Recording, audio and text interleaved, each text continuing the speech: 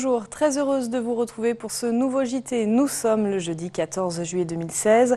Voici les titres que nous allons développer aujourd'hui. Attentat terroriste, état d'urgence, Euro de football. Les forces de l'ordre ont été particulièrement mobilisées ces derniers mois. Les cérémonies qui leur rendaient hommage aujourd'hui étaient particulièrement solennelles. Nous irons à Chambéry et Annecy. Les vacances battent leur plein. Des centaines de jeunes Européens ont décidé de les passer en montagne. Une opération que nous fera découvrir Emmanuel Jaude. Il s'est rendu dans la chaîne des Fises ce jeudi matin. Et puis nous reviendrons sur ce coup dur pour l'ETG. Les Rouges joueront en CFA l'année prochaine, la 4e division du football. Nous entendrons la réaction de supporters. Mais avant, le combat des salariés de MT Technologies, anciennement Metal Temple, est terminé. L'entreprise placée en liquidation judiciaire au mois d'avril dernier n'a pas retrouvé de repreneur. 113 personnes sont au chômage. Le mandataire judiciaire va désormais vendre les biens de l'usine installée à Saint-Michel-de-Maurienne. La commune avait investi plus de 100 000 € pour aider l'entreprise, en vain. C'était donc une cérémonie du 14 juillet pleine de retenue qui a eu lieu ce jeudi matin à Annecy. Les forces de l'ordre ont célébré la fête nationale et défilé devant le public pour la première fois depuis les attentats terroristes du 13 novembre dernier. Aujourd'hui, plus que jamais, la cohésion et la reconnaissance étaient au rendez-vous. Sébastien Germain était à Annecy ce matin. On regarde son reportage. 10h45 ce jeudi matin sur le Paquier, l'heure est au dernier petit réglage. Et rien n'est laissé au hasard pour cette cérémonie du 14 juillet. Une fête nationale post-attentat du 13 novembre 2015, un peu particulière cette année, car ces 8 mois d'état d'urgence ont énormément mobilisé les forces de l'ordre. Chaque 14 juillet est particulier, mais celui-ci a une résonance encore plus spécifique. L'année a été compliquée, difficile pour le pays, mais également en Haute-Savoie, parce que l'activité a été forte et l'engagement massif. Malgré le temps menaçant sur le Paquier, les Annéciens étaient venus en nombre pour remercier et féliciter l'action menée par les autorités tout au long de l'année. Un soutien apprécié comme il se doit. J'ai comme le sentiment qu'il y avait une grande présence autour des forces militaires et des serviteurs publics qui étaient là ce matin pour le 14 juillet. Il y a comme un soutien, une cohésion, on le vit aussi au quotidien. On sent en Haute-Savoie le soutien de la population à l'action que nous menons pour la sécurité des habitants et des vacanciers. Lors du traditionnel défilé sur l'avenue d'Albini, les militaires du 27e bataillon des chasseurs alpins ont largement remporté l'applaudimètre. Le 27e BCA qui, une nouvelle fois, aura connu une année très chargée. Déjà l'été 2015, nous étions largement engagés sur l'opération Sentinelle, donc la protection de la population française sur le territoire national. Et puis les événements du mois de novembre ont encore renforcé notre engagement sur le territoire national. Et un détachement de plus de 400 chasseurs se préparait à partir au Mali. La mise en place s'est faite au courant du mois de mai. Un an après une édition quelque peu clairsemée, ce 14 juillet annécien a donc rassemblé comme il se doit les forces de sécurité du département. On voit bien qu'il y a un continuum entre la défense à l'extérieur, la défense sur le territoire national et une coopération encore plus poussée qu'auparavant entre les forces armées et les forces de sécurité intérieure. Cette cérémonie du 14 juillet a donc allié soutien et reconnaissance et cela donne un résultat tout en sobriété. Et à Chambéry aussi, les habitants ont pu admirer le défilé des différents corps armés. Ils étaient une dizaine de groupes à parcourir la rue de Boigne face au préfet, au maire et à de nombreux élus ce matin. Pompiers, marins-pompiers et militaires, qu'ils soient français ou étrangers, ont donc sillonné la ville pendant quelques minutes. Les associations étaient aussi présentes, dont celle des anciens combattants. Elles accordent une place importante aux jeunes pour perpétuer le devoir de mémoire. On écoute les réactions recueillies sur place par Olivia Boisson. C'est une grande émotion parce que on représente aussi nos parents, nos grands-parents qui ont participé à beaucoup de conflits, 14-18, 39-45, à la résistance. Malheureusement, aujourd'hui, le monde est en mouvement et on peut craindre le pire avec ce qui se passe avec les événements, le terrorisme et voilà. Et c'est pour ça qu'il faut redoubler de vigilance et continuer à montrer les valeurs patriotiques de notre pays et faire voir aux jeunes que rien n'est acquis. Chaque fois, tout est à refaire.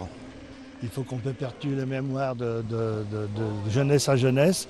Et ce jeune fait partir de la classe citoyenneté défense du lycée Louis Armand de Chambéry-le-Haut.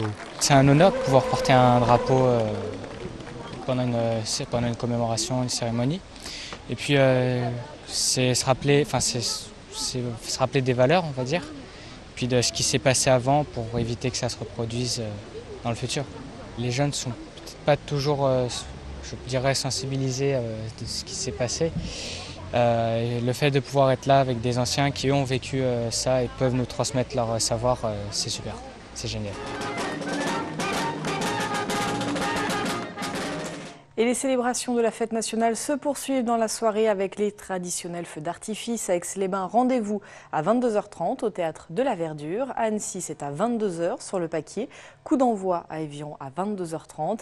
Les Chambériens devront patienter jusqu'à demain vendredi 22h15. Le feu est reporté en raison de la météo.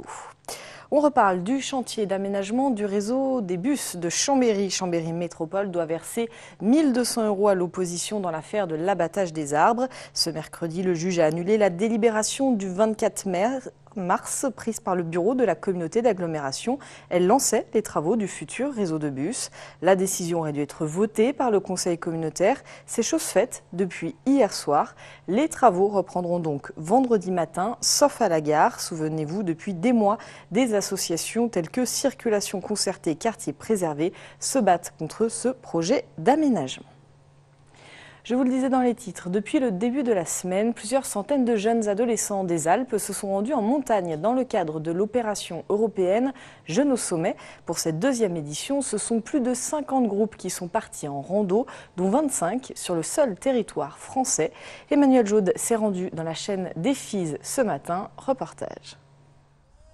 Cette douzaine de jeunes collégiens a le sourire. Ils retrouvent aujourd'hui leurs parents après 4 jours de marche dans le massif des Fises. Si tous sont originaires des environs, rares sont ceux qui connaissaient vraiment cette montagne. Du coup, c'est des étoiles plein les yeux qu'ils reviennent de leur aventure. On a vu des gypaètes, on a vu un renard, on a vu comme des vaches, mais je sais plus. J'ai appris qu'il faut souffrir pour apprécier les choses simples de la vie. C'est-à-dire que quand on grimpe, c'est dur parce qu'on a mal aux jambes, et puis on a froid, et puis on est mouillé, et puis... Mais il faut se dire que quand on arrive en haut, on est content, parce que c'est beau le paysage. Pour sa deuxième édition, l'opération Jeunes au sommet est déjà un succès. Cette semaine, plus d'une cinquantaine de groupes similaires se sont rendus en altitude et ce, à travers toute l'Europe. Donc Jeunes au sommet, c'est un projet qui est mené par Alparc, c'est le réseau des gestionnaires d'espaces naturels protégés dans les Alpes. Et donc cette année, pour Jeunes au sommet, on a été contacté par le FJEP de Passy pour faire ce projet ensemble. Et du coup, ça nous a permis en fait d'étendre une journée, un événement qui normalement est sur 2 jours, montée au refuge, descente, à un tour des Fises. Puisque du coup, on avait plus de financement et donc plus de ressources pour emmener un groupe de jeunes plus longtemps en montagne. Le constat est en effet très simple. Malgré la proximité des montagnes, encore trop peu de collégiens et lycéens pratiquent une activité sportive de plein air et encore moins en altitude. Une situation qui doit aujourd'hui évoluer. C'est le milieu dans lequel ils vivent, ils sont entourés de montagnes et puis on n'a pas la chance d'aller forcément en montagne parce qu'on n'a pas forcément des parents qui vont nous emmener. Et puis il faut connaître un petit peu le terrain.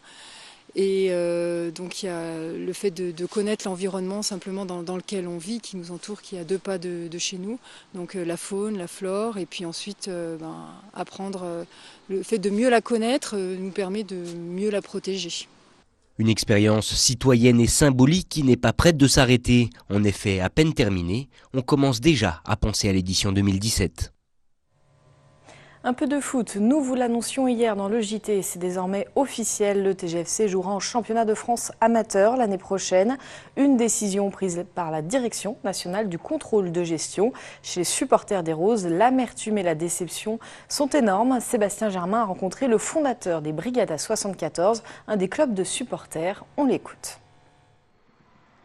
C'est un gâchis en fait, c'est un gâchis. Bon, on est monté trop vite d'une part, mais bon. On va pas oublier les bons moments qu'on a passés là, mais on aurait pu en passer à mon avis d'autres. Non, c'est pas de la haine, c'est de la colère contre tous les gens qui sont passés par le club, que ce soit Danone, Trottillon, que ce soit Duprat, que ce soit tout le monde. On va mettre tout le monde dans le même panier aujourd'hui. Maintenant, je pense qu'il faut analyser ce qui s'est mal passé, mais tout le monde, à tous les niveaux, a pris. Le milieu professionnel, finalement, c'est un milieu pourri. Et puis à la limite, j'ai même pas envie d'y retourner en fait. J'ai envie d'un club qui reste en national. Et puis je pense qu'on n'aura pas toutes les emmerdes qu'on a eues ici. Parce qu'il faut dire que tout le monde aujourd'hui a profité. Et puis tout le monde a pris la fuite à un moment donné. Et puis voilà le résultat aujourd'hui. Qu'il fallait agir avant. Je veux dire, aujourd'hui, il y a des gamins derrière. Bon, l'équipe première, c'était le national, c'était sûr. Mais bon, il y a tous ces gamins derrière. Il y a 750 gamins, il me semble, là derrière. Demain, on va leur annoncer que c'est terminé. Pour eux, ça va être très dur à digérer ça. On se quitte avec quelques images de la 5e édition du festival Le Cirque de l'Eau qui se tient tous les ans dans les vallées d'Aigueblanche. Plus de 1000 personnes étaient présentes pour le lancement de la manifestation qui se tiendra jusqu'à vendredi. C'est la fin de cette édition. Merci de votre fidélité à l'information sur Yves Montblanc. Merci à toute l'équipe. On se retrouve demain pour le JT. Passez une très belle soirée.